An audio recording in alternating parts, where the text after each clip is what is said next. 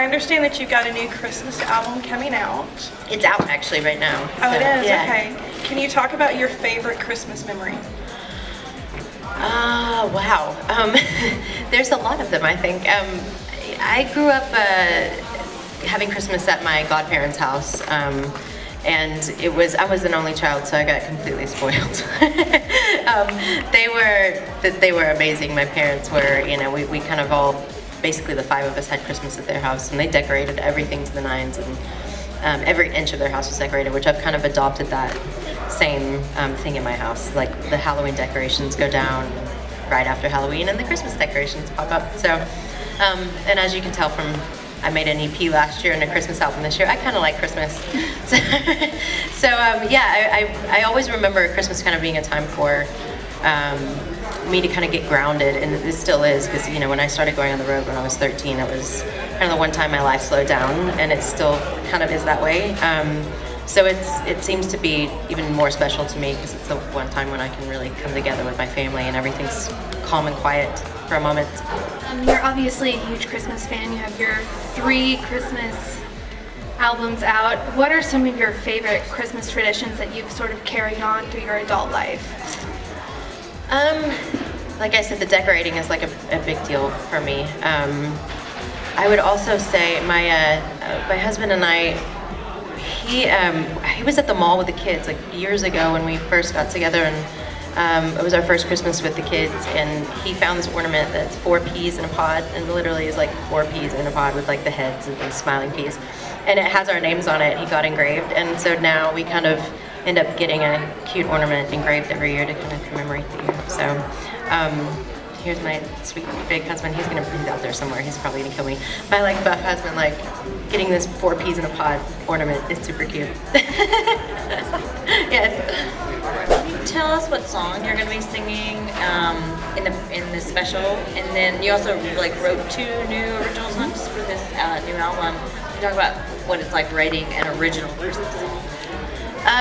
Yeah, so I'm actually performing a medley of 3 songs tonight, 3 classic Christmas songs called Joy, and that was the kind of amazing construction of Daryl Brown, who's sitting back there. He came up with this idea of, you know, I think it's very challenging to try to make these songs that have been covered over and over again sound somewhat original and somewhat different, and so this was our way of kind of putting these 3 songs that everyone's heard a million times together and making it dramatic and different, and he's genius at that. Good job. And I'll be doing Happy Christmas War Is Over, which was really kind of intimidating to record, I have to say, a little bit. And we did this, it's actually one of the 3 exclusive songs on the Target record, and we did it in a way, it's kind of this music box, very intimate, just me and a piano.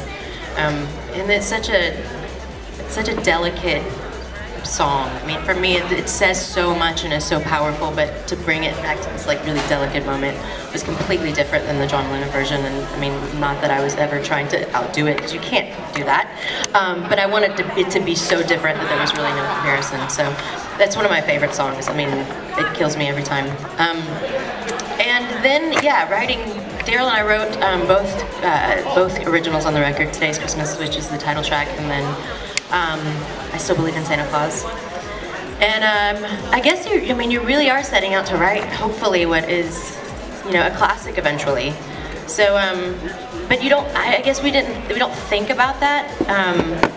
At the same time, I know it's kind of, you know, your mind. But both of these songs, Today's Christmas and I Still Believe in Santa Claus, came out of kind of personal thoughts and experiences, because Today's Christmas was really, I always feel like everybody's so open and giving at Christmas time, a lot more than the rest of the year, and it's always frustrated me, like if I'm from the South, everybody's like, hey, smiling, most we walk by and whatever. I don't find that all the time, you know, everywhere that I go, so if people could be that open, you know, as they are around Christmas time, every day of the year, like how would that make our lives better? Because I think it definitely would change things. And then I Still Believe in Santa Claus came out of a crowd member last year at one of my shows, screamed out the end of a song, randomly, I still believe in Santa Claus, and I was like, great title, thank you so much. So yeah, and it's kind of ironic, I think, because I didn't grow up with much of a childhood, and I think I called my parents out at like 4, going, "Here's Santa Claus." So I never really had that kind of like childlike wonder in my life, and as I got older, I felt like I needed it. I mean, and to write a song like that was kind of creating it for myself. So yeah, Daryl's amazing to create with, and we had a lot of fun writing those in the hot of summer. Always works out that way, right? Always. Do the Christmas records in July. It's so odd, but it works. And you also had a special guest on the album, right?